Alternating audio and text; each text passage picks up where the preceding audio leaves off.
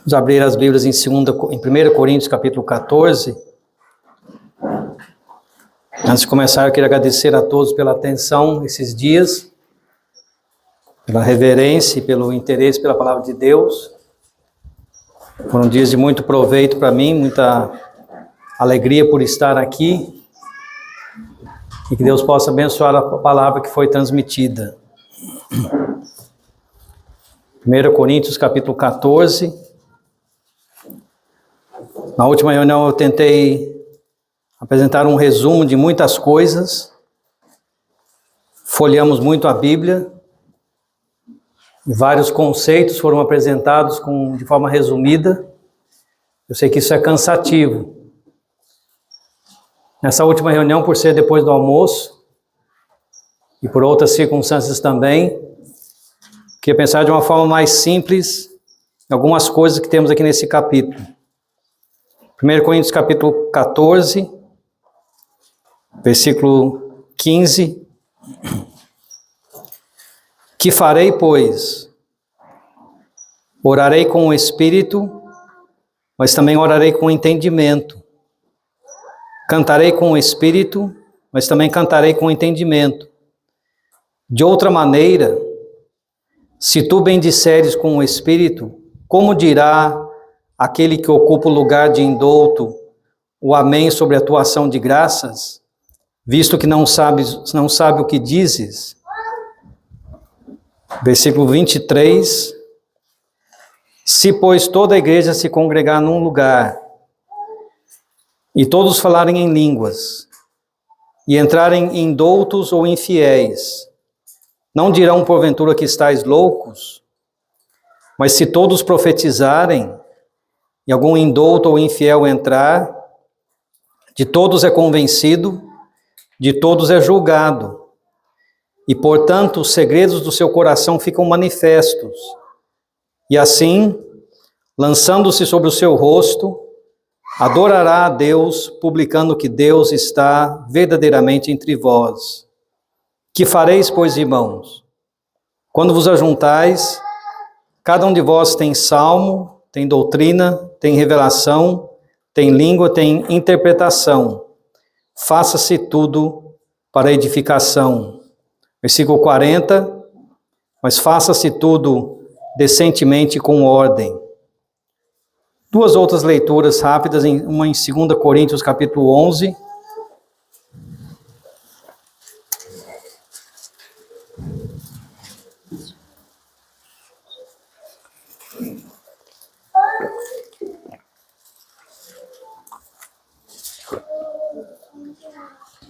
Segunda Coríntios, capítulo 11,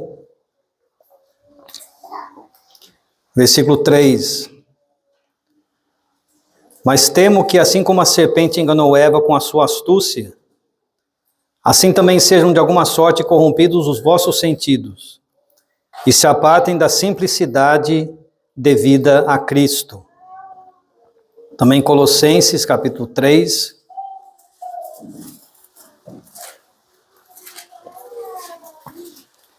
Colossenses, capítulo 3, versículo 16.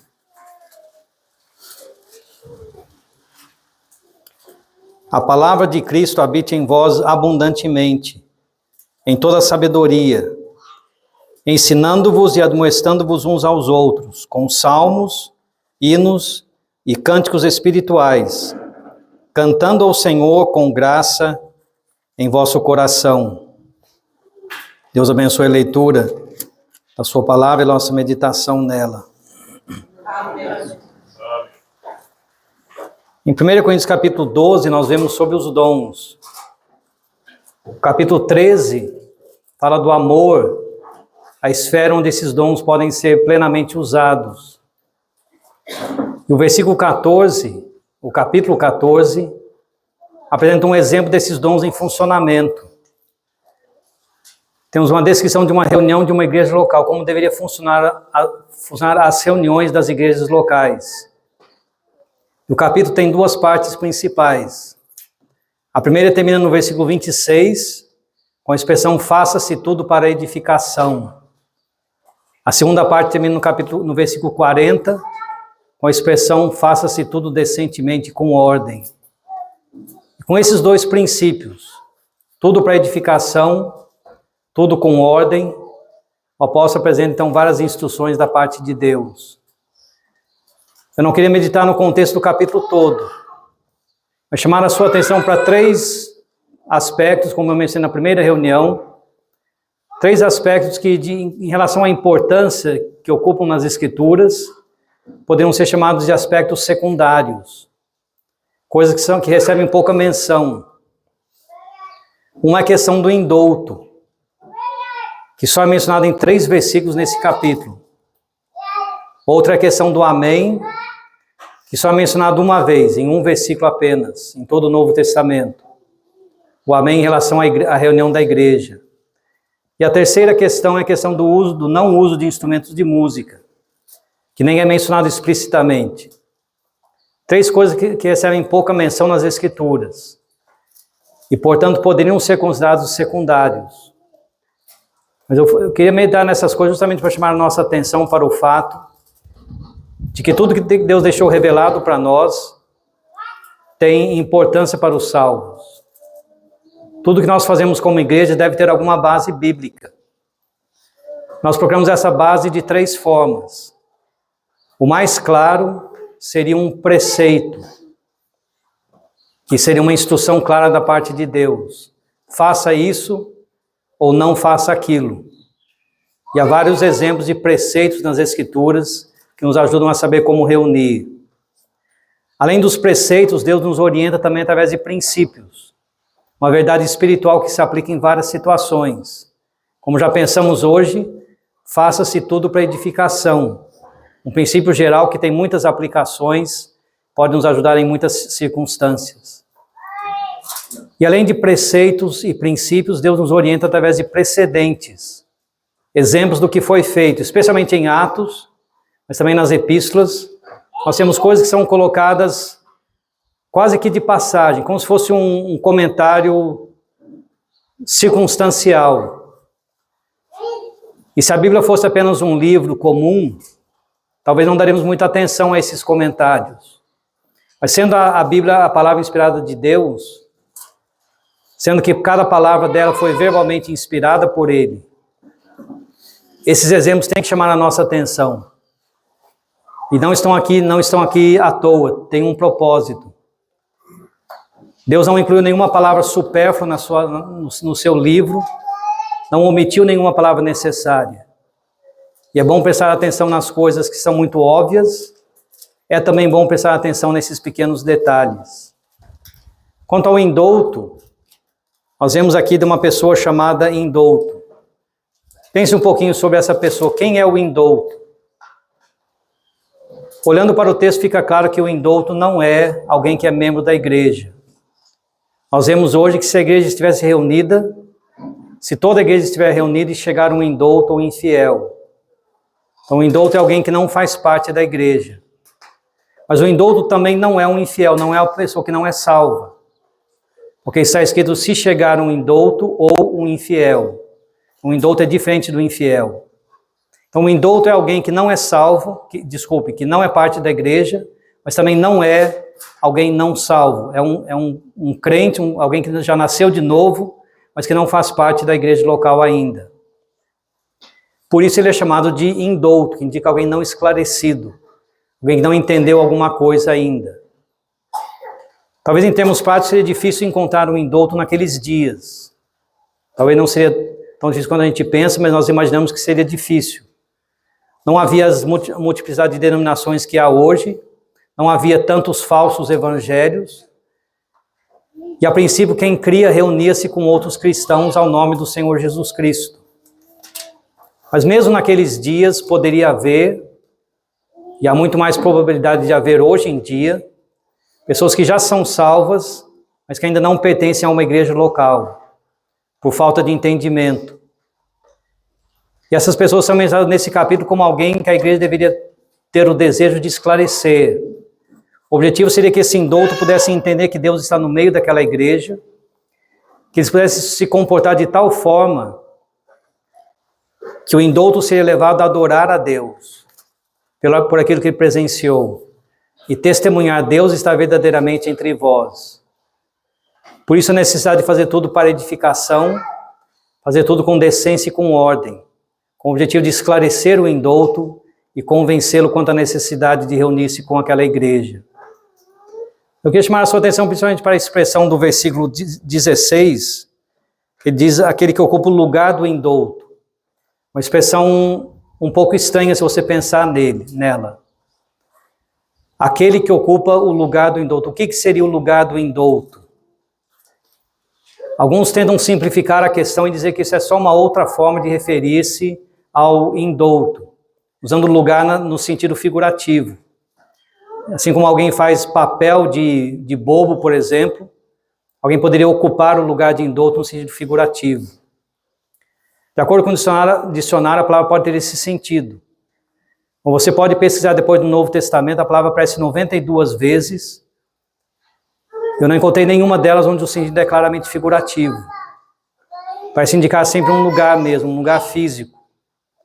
Temos alguém que ocupa um lugar separado. E lendo o texto sem ideias pré-concebidas, tentando nos colocar no lugar desses cristãos em Corinto, entender o que Paulo está descrevendo. Parece claro que nas reuniões da igreja em Corinto, havia um lugar separado onde os indoutos poderiam sentar. É uma sugestão que eu dou para os irmãos para você pensar sobre isso. Alguém não só sendo indouto, mas ocupando o lugar de indouto. Se você tem a versão atualizada da Bíblia, nesse versículo 16, eles simplificaram a questão e traduziram só como indouto. Mas está escrito no original, aquele que ocupa o lugar do indouto. Eu quero sugerir que é proveitoso para as igrejas hoje terem, pelo menos na hora da ceia, o lugar do indouto. É o que é feito em muitos lugares, eu não sei se todas as igrejas aqui fazem dessa forma, mas uma forma bem comum de se reunir na hora da ceia é haver algumas cadeiras ou bancos contornando a mesa onde são os emblemas, e sentando-se ali na frente aqueles que vão participar dos emblemas, aqueles que fazem parte da comunhão da igreja. E numa posição separada, geralmente alguns bancos mais atrás, aqueles que foram convidados para aquela reunião, mas não têm o direito de participar dos emblemas. E pode parecer uma coisa bem pequena, mas é uma coisa útil para as reuniões, evitando muitos constrangimentos. Se porventura eu chegar atrasado na reunião da ceia, e tiver naquela reunião alguém que eu não conheço, eu ficarei sem saber se a pessoa está apta a participar da ceia ou não. Talvez foi feito um anúncio antes da reunião, de que ele é um irmão que nos visita de outra localidade, e eu perdi esse anúncio, e fica aquela incerteza sobre como me comportar em relação a ele. Se eu passo os emblemas para ele ou não. E muitas situações podem decorrer desse desconhecimento que poderiam provocar constrangimento na visita ou talvez em algum dos irmãos. Nós já presenciamos isso na prática muitas vezes. E o simples fato de haver um lugar do indouto separado evita esses tipos de constrangimentos, simplifica o fluir da reunião e permite que todos consentem no que está sendo celebrado naquele momento, que é a morte do Senhor Jesus Cristo, concentrando nos emblemas. Essa questão do lugar do indouto é um pequeno problema, um pequeno pensamento introduzido pelo apóstolo, mas que pode nos ajudar na vida prática da igreja local. Relacionado com o indouto, tem também a questão do amém. O indouto sendo levado a dizer o amém. Repare o que é dito. Como dirá o indouto o amém sobre a atuação de graças? A palavra amém é uma palavra muito interessante. E eu sei que muitos aqui já sabem disso, mas é bom recordar. Uma palavra praticamente universal, que foi transliterada, foi adaptada em praticamente todas as línguas do mundo, tendo um significado quase praticamente universal. Se for para várias partes do mundo e pronunciar a palavra amém, quase todo mundo saberá o que você quer dizer. Haverá diferenças ligeiras de pronunciação, mas a palavra é reconhecida praticamente no mundo inteiro. Uma palavra que quer dizer simplesmente uma concordância. Ela é derivada da palavra hebraica para fé, indica alguma coisa confiável, alguma coisa digna de confiança, indica a veracidade daquilo que é dito. É muito usada na Bíblia, nem sempre traduzida como amém. Se você pegar o Evangelho de João, por exemplo, onde muitas e muitas vezes o Senhor Jesus diz, em verdade vos digo, realmente ele está dizendo amém, amém. Quem não nascer de novo não pode ver o reino de Deus, por exemplo. Usando o amém no começo da sua frase para mostrar a confiança daquilo que ele ia dizer. Ela é mais usada no final de uma frase ou no final de um livro. E praticamente todos os livros do Novo Testamento, com 3 exceções apenas, terminam com a palavra amém. As exceções são Atos, Tiago e 3 João. Todos os outros livros terminam com essa pequena palavra amém. A Bíblia termina com a palavra amém. A última palavra usada na Bíblia é amém. Deus é chamado o Deus do amém, no livro de Isaías, o Deus de confiança. E o Senhor Jesus atribui a si mesmo esse título em Apocalipse, dizendo que ele é o amém. Aquele cuja palavra é final, cuja palavra nunca irá vacilar, cuja palavra é plenamente confiável. E pela leitura de 1 Coríntios 14, fica evidente que havia esse desejo no coração do apóstolo, que um indouto visitando aquela igreja pudesse ser levado a compreender o que estava sendo dito, a ponto de poder dizer amém sobre a atuação de graças, a ponto de poder expressar verbalmente a sua concordância com aquilo que estava sendo feito. Isso sugere para nós, de uma forma bem clara, não é um preceito, não é um princípio, mas é um precedente, sugere para nós que na igreja em Corinto havia essa prática de dizer amém. E sugere para nós que é uma coisa boa de ser feita até o dia de hoje, manifestarmos a nossa concordância com o que é dito numa oração através do amém. É algo que eu já vi que os irmãos praticam aqui nessa região e é muito bom, que possa continuar sendo assim. Indica a nossa união naquele propósito. Uma oração pública é muito diferente de uma oração particular. E quando nós entendemos isso, nós daremos importância ao amém verbalmente expresso. Quando alguém ora sozinho na sua casa, ele está derramando a sua alma perante o Senhor, como diz a Bíblia sobre Ana. E nessa oração particular não há reservas, não há filtros, não há tradução, às vezes não há palavras. A pessoa simplesmente apresenta diante de Deus aquilo que está pesando no coração dela. O Espírito intercede por nós com gemidos inexprimíveis. Deus entende aquilo que a gente não sabe expor diante dele. Oramos com liberdade, sem nenhuma reserva, sem tentar enganar o Senhor, sem preocupar com o que estamos dizendo, mas realmente nos desnudando espiritualmente diante dele. Uma oração pública, é claro que não pode ser dessa forma. Há muitos assuntos que precisam de ser assuntos de oração, mas que não podem ser mencionados publicamente. Há muitos assuntos que não interessam a igreja como um todo. E aquele que ora numa reunião pública está não só orando a Deus, mas ele está levando a igreja em oração diante de Deus. No único exemplo nas Escrituras onde temos as palavras que uma igreja disse em oração, que é em Atos capítulo 4, temos as palavras de outra oração em Atos capítulo 1, mas ali não havia uma igreja ainda. Em Atos capítulo 4 temos uma igreja orando. A oração deles é descrita para nós, mas ela é precedida de uma frase muito interessante. Diz o texto de Atos 20, unânimes levantaram a voz a Deus. Unânimes porque estavam todos de comum acordo. Mas levantaram a voz e não as vozes. Não é que todos oraram juntos, que é praticado em alguns lugares, mas é uma bagunça. Era uma voz só que foi ouvida. Mas aquela voz era a voz da igreja. Todos estavam unânimes, concordando com o que estava sendo dito. Quem estava orando em nome da igreja, representando a igreja. E cada irmão, varão que participa das reuniões das igrejas locais e ora, tem que sempre lembrar disto. Eu não estou agora em casa sozinho dirigindo-me a Deus, eu estou representando a igreja. Eu falo em nome dela. Eu tenho que mencionar o que interessa a ela, o que vai ser proveitoso para ela. Eu sou o representante dos meus irmãos. E o irmão se preocupa com esse aspecto da sua oração. E a igreja, em contrapartida, contribui com o seu amém, manifestando ao final da oração a sua concordância com aquilo que foi dito. Uma prática simples, mas é uma prática saudável que contribui para o bom andamento da reunião. Eu queria pensar um pouquinho sobre a questão dos instrumentos de música. Um assunto, como eu disse, que não é mencionado no Novo Testamento em relação às igrejas locais. E esse silêncio pode parecer para alguns uma coisa sem importância. Os teólogos têm uma coisa que eles chamam de princípio normativo da adoração, que diz que tudo aquilo que Deus não proíbe pode ser usado na adoração divina.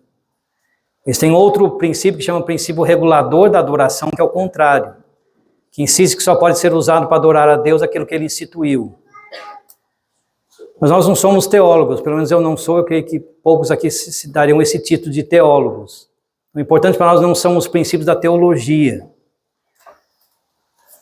Mas se cremos na suficiência das Escrituras, e eu sei que nós cremos nisso, se cremos que esse livro nos orienta em tudo, então procuraremos nele alguma instrução, algum preceito, ou algum princípio, ou algum precedente, para nos ajudar a entender esse assunto melhor. Podemos ver no Velho Testamento que havia o uso de instrumentos de música, como diz 2 Crônicas, capítulo 29, versículo 25, esse uso foi instituído por Deus mesmo, não foi invenção dos homens, então não há nada de errado com a música instrumental em si. Mas é estranho passar do Velho Testamento para o Novo e perceber essa mudança. Os apóstolos, todos os judeus criados no templo, acostumados com esse aspecto da adoração, nunca ensinaram as igrejas a fazer isso. Não há nenhum preceito no Novo Testamento, nem a favor nem contra do uso de instrumentos de música. Há um absoluto silêncio quanto a isso. Também não há nenhum precedente, tem um exemplo de uma reunião onde foram usados instrumentos de música. Não porque havia alguma coisa inerentemente mal na música, porque ela era usada no Velho Testamento, isso não é um argumento válido, nem porque os apóstolos seriam de alguma forma contra isso, porque eles eram judeus criados, acostumados com isso. Mas esse silêncio nos leva a pensar no porquê dessa diferença entre o Velho Testamento e o Novo Testamento. Agora, se não há preceitos e não há precedentes, há alguns princípios que nos ajudam. Por isso eu li aqueles outros dois trechos. Tem o princípio da simplicidade que há em Cristo, a simplicidade devida a Cristo, é uma tradução melhor. Colossenses fala de adorarmos a Deus nas reuniões das igrejas com hinos e salmos e cânticos espirituais. A diferença entre hinos e cânticos é que o hino é, por definição, uma composição espiritual, religiosa, enquanto o cântico não necessariamente. E os salmos se referem aos salmos do Velho Testamento. Mas o acompanhamento mencionado ali em Colossenses é com graça em vossos corações, cantando com graça. Não graça de algo engraçado, mas graça de misericórdia, da graça divina. A forma de cantar seria cantar com graça em nossos corações. Isso combina com o princípio de 2 Coríntios capítulo 11. A simplicidade devida a Cristo. A minha Bíblia, a versão da Bíblia que eu uso, traduz a simplicidade que há em Cristo. Isso pode dar uma impressão errada, que Cristo de alguma forma é caracterizado por simplicidade. Cristo é glorioso, majestoso e sublime, não há nada de simples nele. Mas é muito claro para os salvos dessa dispensação que Deus mudou a sua forma de relacionar-se conosco. E Deus deseja hoje ser adorado com simplicidade. Há uma simplicidade devida a Cristo. O fato dele ter vindo a esse mundo exteriormente em simplicidade, nascendo numa manjedoura, passando 30 anos em Nazaré, vivendo em Nazaré até os 30 anos, numa carpintaria, sendo conhecido pela população daquela cidade como o carpinteiro, o Criador dos céus e da terra sendo conhecido como o carpinteiro, tudo nele fala de simplicidade externa. E a adoração que Deus quer hoje está em contraste com a adoração do Velho Testamento. No Velho Testamento havia primeiro o tabernáculo, depois os templos, prédios onde havia uma abundância de objetos de ouro, Havia o sacerdócio com muitos rituais, os sacerdotes com vestes diferentes, os sacrifícios com vários detalhes interessantes. Tudo ali, incluindo a música também, apelava para os nossos sentidos naturais, para a visão, para o olfato, para a audição. Tudo poderia ser classificado como impressionante. Mas nessa dispensação que vivemos agora, você vê um absoluto contraste com isso. O que se espera de Deus agora não é aquela beleza da forma, não é aquela estrutura organizada do Velho Testamento, mas é uma adoração espiritual, caracterizada por simplicidade. E esta é a simplicidade que é devida a Cristo. Adorá-lo hoje de forma simples. Paulo, escrevendo aos Coríntios, 2 Coríntios 11, tinha o temor de que a igreja em Corinto fosse seduzida por Satanás, como Eva foi seduzida por ele. Assim como a serpente enganou Eva. Eva citou de forma errada a palavra que Deus havia dito para Adão e Eva sobre a árvore da vida e a árvore do conhecimento do bem e do mal. E nessa sua citação errada das Escrituras foi confundida e enganada por Satanás. E ele continua com a mesma astúcia até os dias de hoje. Continua tentando nos afastar da simplicidade que há em Cristo.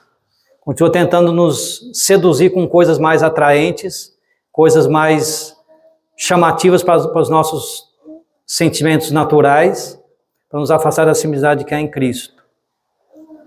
Quando reunimos em torno de uma mesa com um pão e um cálice, vemos uma figura de simplicidade.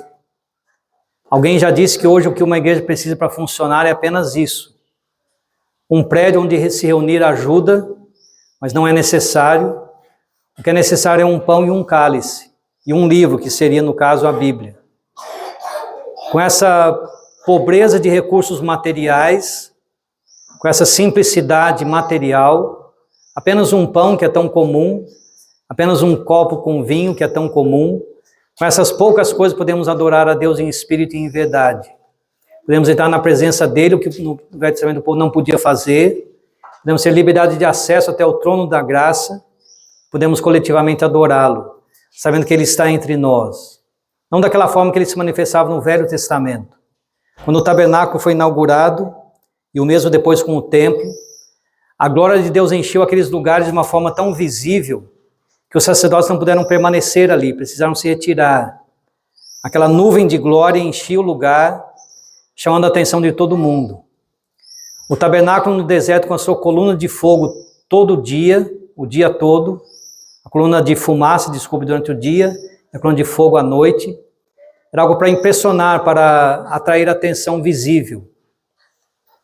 Mas hoje nós reunimos crendo que o Senhor Jesus está no nosso meio, de forma tão real e tão verdadeira quanto ele esteve no tabernáculo, no templo. Só que não de forma tão visível. Onde estiverem 2 ou 3 reunidos em meu nome, ali estou eu no meio deles. Nós cremos nisso, mas não vemos isso.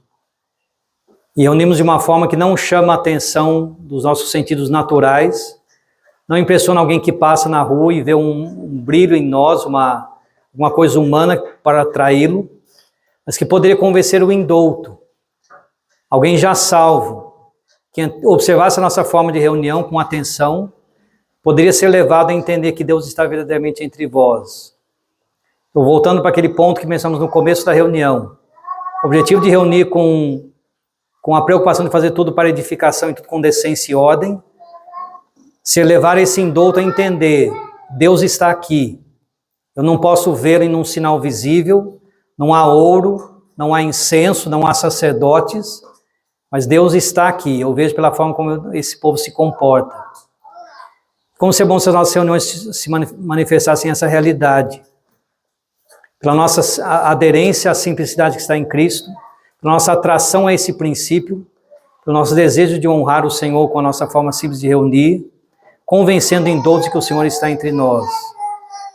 Esse princípio da simplicidade que há em Cristo, junto com a questão dos dons espirituais, também nos ajuda nessa questão. Hoje valorizamos dons espirituais e não naturais, não o dom natural da música, mas os dons espirituais. Reunimos em simplicidade para tentar adorar a Deus. Eu queria resumir esses poucos estudos com 2 ou 3 palavrinhas só. Eu queria tentar transmitir aos irmãos, nesses dias que eu estive com vocês, algumas coisas sobre a nossa forma de reunir. Ora, é impossível mencionar em 3 noites, em 4 estudos, essa questão de uma forma abrangente. Não foram selecionados só alguns detalhes, algumas coisas para começar a nos colocar nesse caminho, tentando encontrar nas Escrituras uma base para tudo o que fazemos. Pensando nos dons espirituais, a necessidade de servir a Deus, pensando na nossa contribuição financeira, pensando nesses detalhes de hoje. Coisas simples, mas em tudo deve haver uma base bíblica para tudo que nós fazemos. Eu queria incentivar cada irmão e cada irmã a valorizar a igreja local da qual pertence, procurando usar a Bíblia como guia, tendo uma justificativa bíblica para tudo que você faz, tudo que você vê sendo feito. Seja um preceito claro, seja um princípio abrangente, seja um precedente mencionado de passagem. Tudo serve para a nossa orientação e tudo forma base para a nossa prática. Devemos estar prontos a questionar tudo o que fazemos, não confiando no que recebemos dos nossos pais ou dos nossos antepassados, mas procurando entender o que está escrito nas Escrituras. O que eu tenho feito até hoje é o que os meus pais faziam. Mas se a Escritura me mostrar que estou errado, eu tenho a obrigação de mudar o meu comportamento. Porque a base para a nossa orientação, o guia seguro, o fundamento inabalável, não é o que os meus pais pregavam ou faziam, mas é o que está escrito no Novo Testamento. Tenhamos essa convicção, possamos buscar a orientação de Deus em tudo, para tudo aquilo que fazemos, e que Ele possa preservar o seu povo, fortalecer as igrejas aqui nessa região, permitir que elas cresçam numericamente com pessoas sendo salvas, que elas cresçam em vigor e em força espiritual, que esses testemunhos sejam preservados até a vinda do Senhor Jesus Cristo. São testemunhos descritos em Apocalipse como candeeiros de ouro, uma luz no meio da escuridão que nos cerca. E quanto mais se aproxima a vinda do Senhor Jesus Cristo, mais as trevas se tornam espessas. Nós cantamos hoje sobre aquele lar glorioso que nos aguarda. E quando estamos nesse mundo aqui de passar peregrinos, estamos cercados de trevas. Possamos viver como luz, como filhos da luz, brilhando não só individualmente, mas coletivamente. E que o Senhor, na sua misericórdia, nos guie, mostrando-nos a importância de compararmos o que fazemos com o que foi pedido de nós, comparando a nossa prática com o que está escrito. Possamos ser obedientes a Ele em todas as coisas, até a vinda do Senhor Jesus Cristo. Amém. Amém.